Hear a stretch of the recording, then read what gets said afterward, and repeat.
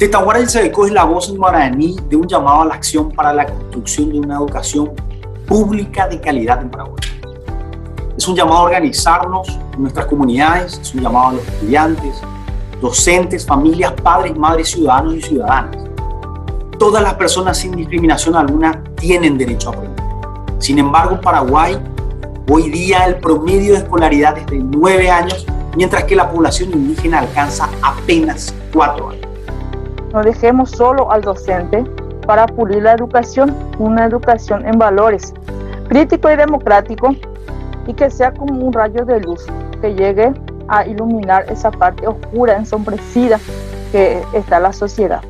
Y como pueblo indígena estamos uniendo esfuerzo, conocimiento, recursos para proyectar todo nuestro ser, pensar, sentir, contribuir una educación desde nuestro pueblo para nuestro pueblo.